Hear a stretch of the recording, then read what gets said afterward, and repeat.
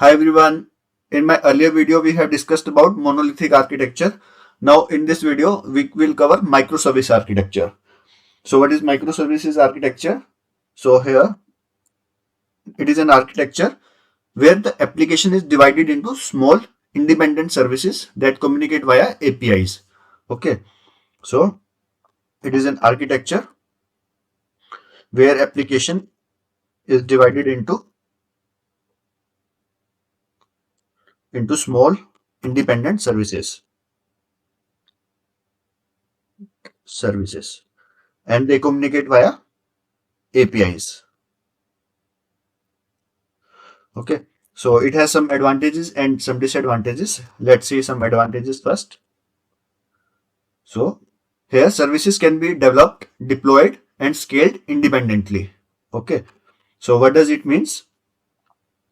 जो भी हमारी सर्विसेज है, ओके, हर सर्विस को हम अलग अलग डेवलप कर सकते हैं, अलग अलग हम डिप्लॉय कर सकते हैं और हम अलग अलग स्केल कर सकते हैं.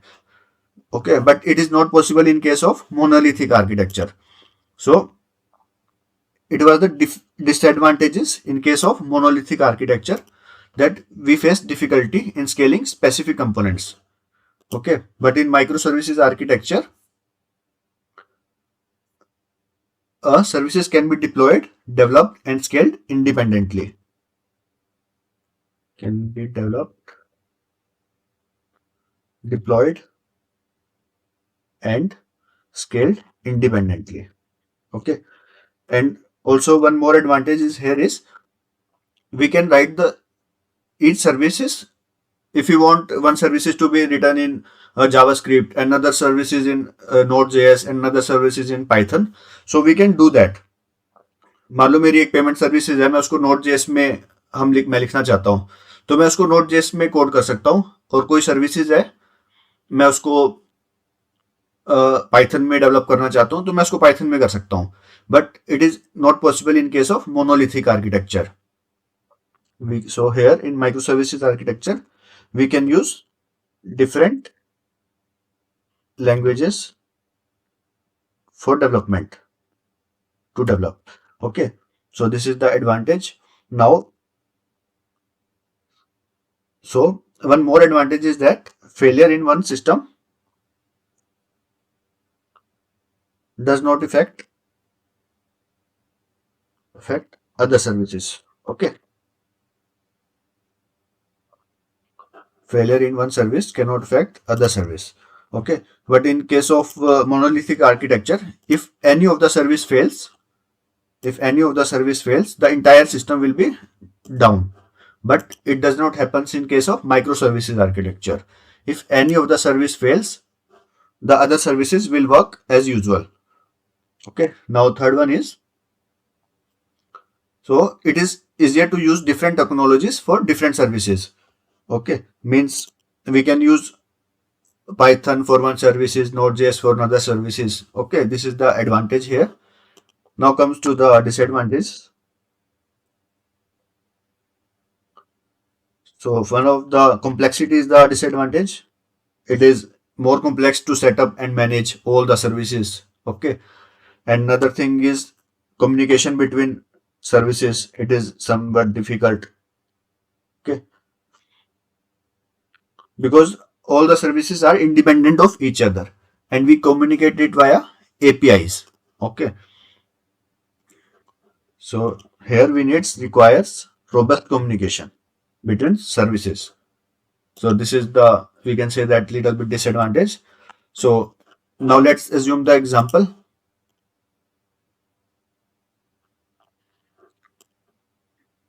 So let's suppose and we have e-commerce application built on microservices architecture.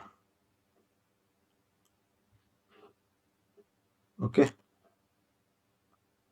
let's copy paste it here.